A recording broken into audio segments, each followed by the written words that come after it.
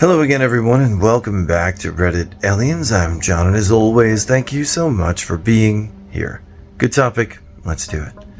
What's the scariest story you've ever heard or told? Please remember to like, share, and subscribe. When I was about 6 or 7 years old, I didn't have any friends due to the chaotic nature of my family, my ADHD, and my severely damaged teeth, which are now fine thanks to braces and a palate expander. But there was this older girl named Angela next door. She was around 14 or 15 years old.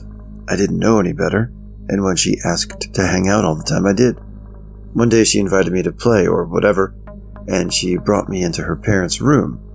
Her dad was an Army Ranger, Special Forces, or some shit, but there was a disgusting amount of weapons in that room. She picked a shotgun up and joked about killing me and other people. Being 6 years old, I just laughed and thought it was cool. She then loaded the gun in front of me, demonstrated its operation, aimed it at my face, and instructed me to crawl around her house for several hours. I crawled around and cried, and she would put the gun in my face and in my mouth, and she would spook me with other guns and dry fire them at me. She then told me at one point to get undressed, and I told her I would do it in the bathroom because I was uncomfortable getting undressed in front of people. So I crawled to the bathroom, slammed the door and locked it and jumped out the window, and that was about a story and a half up. I landed on my face, which resulted in a chipped tooth. I managed to hide this secret from my mom for about 2 weeks. I didn't know any better. When I finally told my mom, she lost it, called the cops, and they went over to her parents and questioned her and her parents. Her reasoning was that I shot her with a Nerf gun once, so it was payback. Years passed before I learned that her parents had admitted to her mental hospital. I don't know what happened that day, but I'm glad I'm here. LOL. Warning, this may not be suitable for those with weak hearts. A couple of years ago in my town, there was somebody going to random people's homes in the middle of the night and ringing their doorbells. As soon as the person opened the door, he'd hit them in the chest with an axe. The police tried setting up patrols, but the perpetrator would move to different parts of town each night. Word got around and eventually he rang his last doorbell. An older guy answered the door with a shotgun ready. He said when he saw the axe drawn back, he immediately pulled the trigger. He said the person screamed, "You got me!" and started laughing and coughing up blood until he went silent. A few years ago, I recall reading a thread on this sub about individuals who bravely escaped dangerous situations. There was this thread about how we have this natural survival instinct that kicks in unbeknownst to us and tells us something isn't right and we're in danger. One story particularly resonated with me due to its unique storytelling style. There was this one story, if I recall correctly. It was in Ireland sometime in the 90s, about a woman who had been SA'd in her home by a man posing as someone from the gas board. There was a news article linked to it where the woman was retelling the story. Basically, she heard a knock on the door and went to look out the front window to see who it was. It was a man wearing a uniform of the local gas company. For those unfamiliar, it's a regular occurrence in some older houses in certain countries with old systems. The guy comes around to read the gas meter, usually down in a cellar or a cupboard under the stairs. He waved and smiled at her, gesturing with a clipboard to indicate his purpose for being there. She turned to walk around to the door and was instantly met with this wash of terror over her entire body, and she didn't know why. As she approached the door, every muscle in her body began to tremble, warning her not to open it. She stood there for a while in the hallway and told herself she was being silly. She shouted through the door that she was busy and asked him to come back some other time. But he said that it would only take 2 minutes and they'd already been around this week.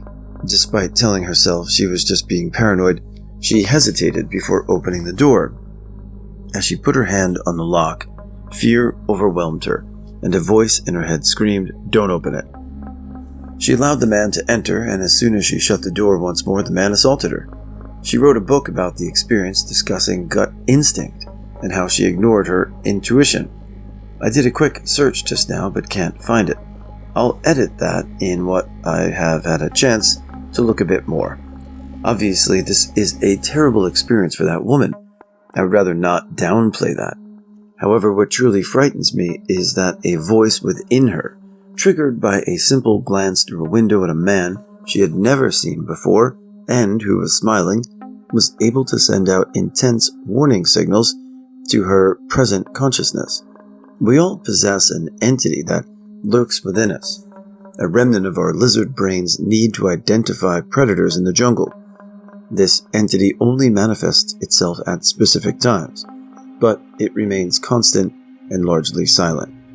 I've just read through reading The Daemon, a great book by Anthony Peake, which is the reason why this one came to mind. It explores the phenomena of this higher or deeper consciousness within us and has a few fascinating examples of when it has come to the forefront of a person's mind to protect them from imminent danger, though not this particular example. My friend's mom, an ex-gang member of the Christchurch, New Zealand chapter of the Mongrel Mob, told me a few times about how her friends killed his wife in a drug and alcohol-fueled brutal beating. As he was raining punches on her, she fell backwards through the glass sliding door and turned as she fell. As you can imagine, not all the glass at the bottom of the door broke off, so when she fell, she was stabbed in the abdomen as she fell into it. Her husband hadn't noticed or was too wasted to think clearly.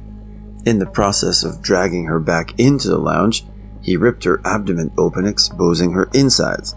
I can't quite remember what happened to her after that. All I know is she died a few minutes later. All of this was in full view of their kids, who were on the couch and too young and scared to intervene. The husband, known as Green Eyes, didn't believe the police when he slept off his drug or alcohol concoction and committed suicide in his cell a few days later. All I could think of was how I wished I could take those kids away from that horror. I was a newborn and my mother's first child. The decade was 1990 and my mom didn't know a lot about taking care of a baby. She wanted to warm up my bottle, so with no microwave, she decided to put the plastic milk bottle inside a pot over the stove. Yes, I know, what the... She sat on her bed and began reading a book as she waited for the bottle to heat up and suddenly fell asleep. We were living in an apartment building on the second floor, and a homeless man saw smoke coming out of the kitchen window, so he used a payphone to call 911. My mom wakes up after hearing the fire department inside. They got her out, and she asked them to go back inside because her baby was in there. They brought me out with the oxygen mask on and everything. I always wonder what would have happened to me and my mom if the homeless man hadn't noticed the smoke coming out of the windows. We'd probably be dead now. When I was 9 years old, I would get off the bus and be home alone for an hour before my parents got back from work. Well, one day I went out into my pasture to go see my pony, as I do every day after school. As I'm walking to the back of the 3-acre pasture, thank God a figure in the brush caught my eye. There, standing right across my fence line, was a man dressed in a winter coat in the springtime, staring me down. I froze as he began to walk toward me, and I sprinted toward my house. The first call was to my mom, who called the police for me. To this day, I don't know whether he was casing my house or there for me. However, he faced immediate consequences. My dad was racing home and called me and asked what the person looked like. As I described him, all my dad said was, "He's walking down the road. I gotta go." My dad then proceeds to physically assault the man until the police arrived to pick him up. So this kid's parents were starting to date when they were both in their late teens. On one of their first dates, they went on a midnight mountain nature trail. The girl had never been there, so she was a bit nervous, but the person knew the place better and said they should still go. The girl agrees and they head onto the trail. They couldn't see because of a dark tunnel of trees on a moonlit night. This is apparently when the person felt a little bit off too. They began walking through the tunnel when the boyfriend's legs stuck something heavy with somewhat soft in the middle of the path. Without further investigation, they both immediately headed to their car. Years later, after this couple is married and has a small child, there's a news special with the recently caught Ted Bundy. In the interview, he was asked when he thought he was closest to getting caught. And he said one time he was on this trail around midnight. He had just murdered someone when he heard footsteps, so he left the body and hid it in the bushes nearby. When he said he saw a couple walk right into it and then just leave without even looking down. I'm not doubting this story at all, and maybe it's just the cynic in me, but reading stories for this channel for almost 5 years now, it'll be in May, I've probably read about 20 or so stories relayed from someone's parents or grandparents about how they were inches away from being caught, being killed by Ted Bundy. It's crazy the guy got away with it for so long. Wild, right? A couple of years ago, I was in my uncle's house in Normandy with my parents, my brother, and my girlfriend from back then. The last night, I and my ex were in bed in the attic when I told her, "I hear someone on the steps," to which she responded, "It's an old house. It's probably just a random noise." A few minutes later, I heard the same noise. Someone was coming up the stairs. She said, "Let's just watch Netflix until we fall asleep." So we started watching B99. During the episode, I heard it again. And when I told her, she heard it as well. So now we're both scared. So we thought it was either my parents or my little brother from the floor below. Eventually, we fall asleep. The next morning at breakfast, we told them what we heard last night and asked who it was. My mom and brother were surprised we heard the same thing as they did. My dad was fast asleep, lol. So now, we're in the situation where I and my ex thought it was one of them we heard about, and they thought it was one of us. I don't think I've ever felt so happy leaving a place that scared me shitless, and I never went back. I resided in a spacious farmhouse that underwent conversion into 2 apartments 4 years ago. The house was known as the Old Boys' Home. It was used to house boys with behavioral issues but was closed due to allegations of molestation. Anyway, I was living with my boyfriend and my 3-year-old daughter at the time. A large fireplace, boarded up and painted over, graced my bedroom. I decided to push my bed up against it one day while I was rearranging things. It was like a headboard. That night, at around 1 a.m., I heard a small voice call out, "Mom, Mom, Mommy." I sat up in bed but couldn't see anything, so I reached over my boyfriend attempting to grab my daughter and place her in our bed. I kept feeling around, and I was still hearing the voice, but I couldn't feel her. My boyfriend woke up and turned the bedside lamp on, asking me, "What the hell are you doing?" I explained that Amelia was trying to get in our bed, and I was reaching for her. There was nobody there. My daughter was sound asleep in her room. Then the next night came. Around 1 a.m. again, my dog had started to whimper at our door, so my boyfriend got up to take him outside. You know that feeling in a bed when someone lies down next to you? The sensation of the bed pressing against your body and the warmth radiating from your back is a familiar feeling. I sensed the warmth in my back and assumed my boyfriend had returned to bed. I rolled over. My boyfriend wasn't in bed, and I felt the bed release pressure. Whatever was lying next to me had gotten up in that second. I moved my bed the next day to the other side of the room, and I never had another incident in the 2 years I remained in that house. I was home alone at night 6 years ago. Attempted murder in R.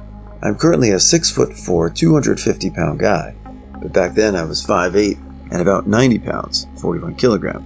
At 12 years old, my mom had been away for a few days and my brother was currently absent. I was about to take a shower and sat on the toilet using my phone while waiting for the water to warm up. The toilet was right next to the door, and the bathroom was in a back part of the house near the back door. I heard the closet next to the bathroom open and someone walk out of it. I texted my brother that someone was in the house, briefly described the situation, and told him to call 911. I would rather not get up or do anything in fear of the intruder, thinking I was aware of their presence. The intruder was clearly in the kitchen, which was right next to the bathroom. I heard him walk to the kitchen and stop there. Tears rolling down my cheek, I was thinking about 3 things at once: my life, possible weapons, and how I could escape. In reality, I was only thinking about the last 2 and was mentally and physically frozen. Fortunately, a group of police arrived within 10 minutes and surprised the guy.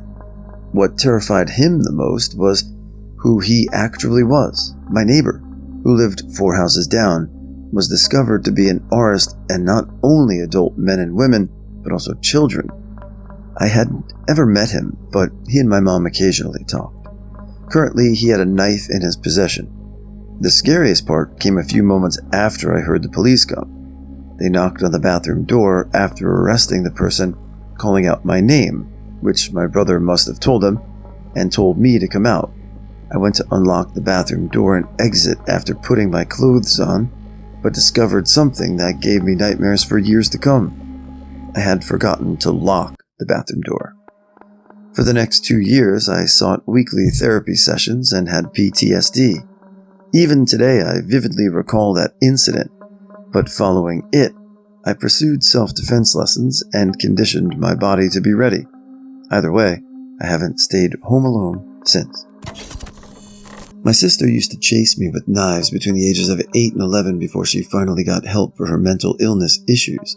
I remember one time it triggered her just because I got to the phone before she did to pick it up. In the 90s, before everyone had cell phones, kids would race each other to see who could get to the phone first when a call was coming in. Another time, I picked up the phone while she was on it with a friend, and then I hung up. Somehow this sent her into a rage. Scary times. She's mentally sound now, and I don't want to bring it up in case she goes mental again, but back then, being home was some scary stuff. She even used to call me AIDS boy, a friend who had diabetes since birth. She's grown up, but she has a monster back in the mid to late 90s. This is a story my parents told me, one I could never forget even if I wanted to. I'm pretty sure it happened to someone they knew, or maybe a friend of a friend. Fair warning, it's a horribly tragic story. Probably on a vacation, a family of 4 was out on a walk or hike in nature, just having a wonderful time. The family consisted of a mother, father, and 2 boys. I don't remember the exact ages, but the older one could have been between 5 and 10, and the younger was young enough for the father to have him in this baby carrier on his back. Now, they were at a place where there was some sort of a cliff or chasm, maybe a view of some sort.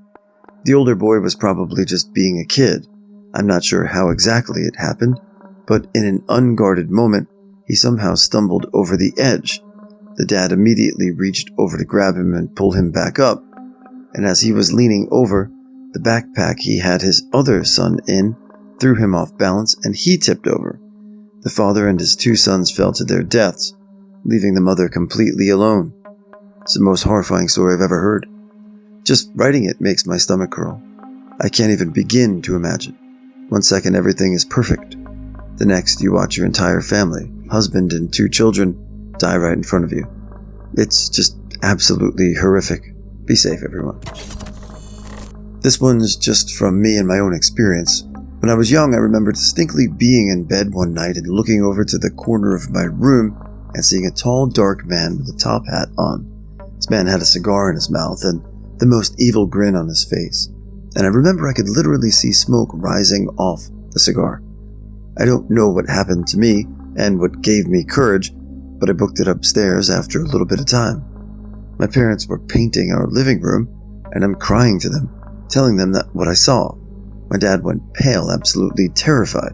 I knew my dad, and that wasn't normal, as he always tried to be calm and level-headed. I slept upstairs that night.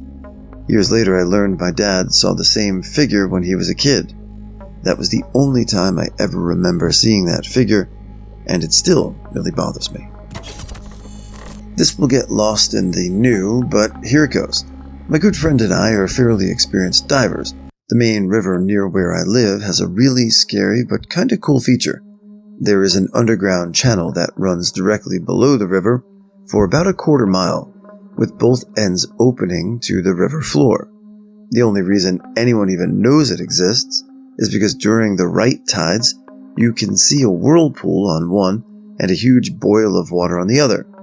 My buddy and I went to our local university and spoke with a geological surveyor and found that they had a detailed map of the tunnel, taken by video and ultrasound. The narrowest it got was around 5 feet, and it was smooth bedrock along the walls. We decided this was too cool to pass up and decided to give it a shot.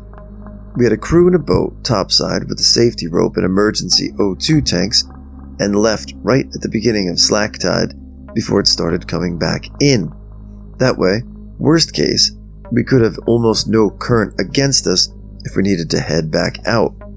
We headed down into the tunnel, and about 200 yards in, saw a wedged tree limb with a bunch of garbage stuck to it. When we got closer, we saw that the garbage was 2 small skeletons. Our adventurous spirit led us to find the missing bodies of 2 10-year-old boys that had gone missing 4 years prior. In 2001, when I was in my late teens, I only used my cell phone for emergencies due to the minute-by-minute nature of life at the time. Around 1 a.m. I was on my way home from hanging out with my friends, and I, being a teen, was scared of driving on the highway, so I took smaller streets. While waiting at a light with no other cars at the intersection, a car approached from behind me and stopped for the light. Then I heard them rev the car and accelerate forward, and they bumped me. I have a temper. They hit my car. I considered getting out of the car to yell at the door open, leg out, but decided against it. Something didn't feel right. The light turned green and I didn't move. I let it turn red again. I hoped they'd lose their patience and go around me. When the light turned red, they revved their engine, backed up, and bumped me again. I turned on my emergency cell phone, Nokia Natch, to call the cops, and it took forever to boot up. The light turned green again, and I moved forward to the next light, which was at a train crossing, and of course, there was a train. They came up behind. I found myself in a tight spot. They bumped me again. When the phone finally turned on and received service, I dialed 911. I guess they could see me put a phone to my ear, and they backed up, turned around, and left the way they came. The police came to my house the next morning to ask about details, of which I had next to none, because their headlights shined right into my rearview mirror. The officer told me it was good I didn't get out of the car. Women in the city were being abducted and AR'd by a serial assaulter doing the exact same thing. So I grew up in a really close-knit neighborhood. We would watch each other's houses and feed each other's animals whenever someone would go on vacation. Fast forward to when I was an adult. A new neighbor moved in behind my house, near the area where I keep my horses. I introduced myself to the lady. She said her grandson would be moving in with their horses soon. Being the kind neighbor that I am, I gave her my number and let her know to call me if she needed anything. Her grandson moves in, and this person is strange, to say the least. First, he started by jumping my fence and trying to ride my horse. Next, he set a chair up and started watching me whenever I went to work or fed my horse. Then one evening, he starts texting me, probably like 50 messages without a response. I work nights and was sleeping. I wake up to him telling me my fence is 3 feet over his land and saying a bunch of other stuff that didn't make sense. I look out my window and see him pacing the fence, waiting for me to feed my horse. I called my brother-in-law. He came over so I didn't have to go alone, and the person basically threatened to burn us alive. We call the cops, and they come out but can't do anything about it. That same night, I went to work and started getting some scary messages from the person telling me I picked up and all of this stuff. When I got home from work in the morning, I found that my fence had been cut down in 3 spots, and this person had caution taped off his section, aped off. Cops once again come out and can't do anything for me. Every time I've called the police for help, they've been unable to assist me. He would hide in his house and not come out. Since everything he was doing was misdemeanors, they couldn't do anything. So I get a restraining order. Little did that help. Now this person starts messing with my next door neighbors as well. He's the kind of guy who only messes with women and elders, so he starts telling them that he owns the easement between my house and theirs, which he didn't. It was grandfathered in, granting them access. That's it. One day I went outside and saw his grandma's car parked diagonally, blocking the next door neighbor in. They called the police to have it towed. I left for the day after having the car towed and returned home after dark. I live in a private road, with only one way in and out, where everyone has long driveways. Nobody parks on the street. As I'm driving up the road, I notice tail lights near my driveway. When I pass, it's him, sitting in his car waiting for me. I instantly got a horrible feeling and decided to leave. I tried to make a U-turn but didn't make it. As I put my car in reverse, I hear him floor it. He collided with my compact vehicle and maintained his accelerator. He literally pushed my car and then drove up his driveway. I was in complete shock, called 911 and texted my sister and brother-in-law telling them what happened. 911 dispatch told me to leave, but I couldn't. My sister and brother-in-law were there within minutes. Unfortunately, the police took approximately 45 minutes to arrive. While we were waiting, he came down on foot and began telling me how much he wanted to feel his knife popping through my skin and feel my warm blood between his fingers. He ends up rushing me, grabbing me by my upper bicep and shoulder, lifting me in the air and slamming my head into my car over and over, knocking me out. My brother-in-law drew his gun on him. The neighbor dropped me, turned his back, and then ran home. The police arrived and finally got him. The scariest part for me is that I'm glad he wasn't thinking straight, because the gate by my horse was still cut down. If he had been thinking straight, he would have waited for me by my horse, and I would have been alone. He would have killed me that night if it weren't for my family. Oh, and he's out of jail already. If you ever find yourself in a similar situation, avoid settling with a court-appointed DA. They sucked. He had a brilliant lawyer who was able to get the attempted murder charges dropped, so all he got was felony hit and run, served 1 year, and now has 4 years of probation. I got off the bus from school one day, and the house that was right there at the corner where the bus dropped us off had caution tape all around it, police cars everywhere, and several news trucks as well. This incident likely occurred in the early 2000s, before the advent of social media. Had no idea what happened, but this was very unusual for my quiet neighborhood. After turning into the news that night, we learned that the house had been foreclosed, and the bank sent a cleaning crew to clean it. They got to the door and noticed a horrific smell. The police found a body decomposing in the closet that had been there around 6 months. Despite his divorce, his absence went unnoticed. Turns out, he had been involved with some drug dealers or something. They killed him, rolled him up in a carpet, took him back into the house, and left his body in the closet. They later caught the killers driving his car a couple of states away. I refused to walk on that side of the street for years, thinking it was haunted. I enjoy going to the gym during closing hours, which is 11:30 p.m. at my gym. In addition, I maintain a high level of fitness and have participated in half marathons, among other events. My mom hated me going out so late because I had to walk about 15 minutes, but it was a well-lived-in area in a small town, and I'd done so for 3 years already. Plus, I can do basic martial arts in terms of Wing Chun and Eskrima. In my hubris, I thought I was really intimidating for just another guy, and nothing would happen to me. Well, one night somebody walks past me, and I always have headphones on at a volume that lets me hear my surroundings, and the person asked me in quite broken German if I could tell him the time. I was like, sure man. I pulled out my mobile phone and the person starts circling me. I see another guy approaching from the way I came, probably following me, and heard a noise from a nearby bush, thanks again to me having my volume on low. My instincts and the words of my Eskrima teacher, if you fight 3 or more to 1, run. Even if you're good, the guys will easily overwhelm you, and I ran for my life. The worst lightning storm I've ever experienced, with small rocks flying through the air, wasn't as bad as this. My body surged with adrenaline, causing me to run home in a completely incoherent manner to avoid being followed by the guys who were frantically running after me and yelling.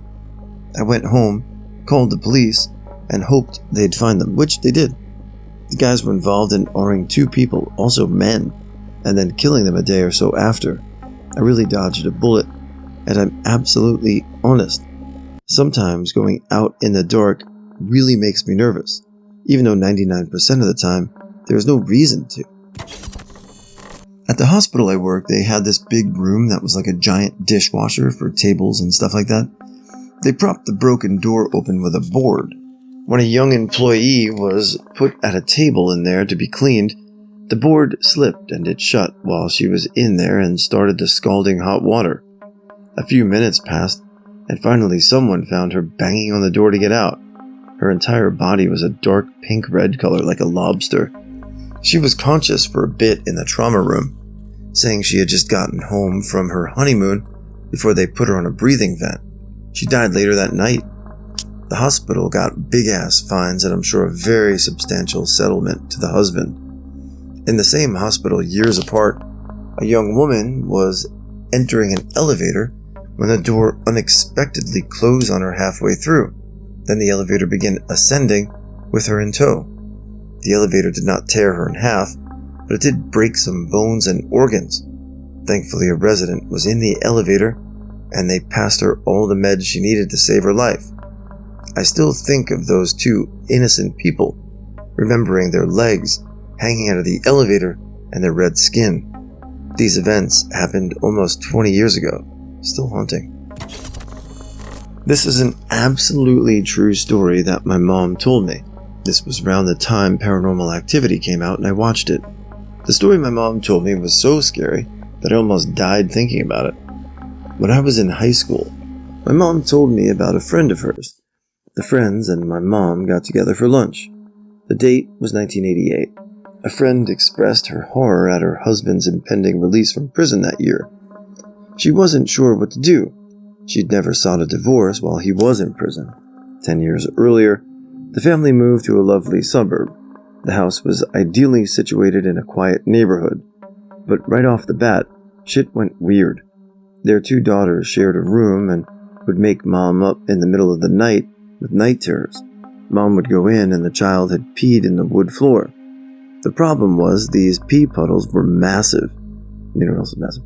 There was no way the child could have urinated so much. Hubby started acting weird too, becoming absent. He consistently expressed a desire to stay in his office. Eventually, they started sleeping separately.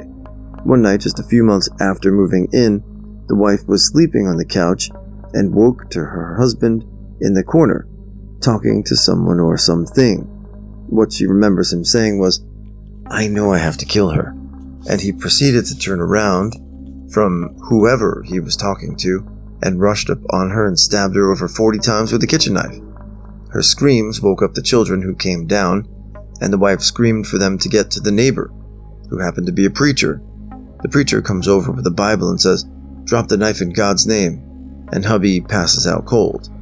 The wife spent 2 months in the hospital, while the husband received a 10-year sentence.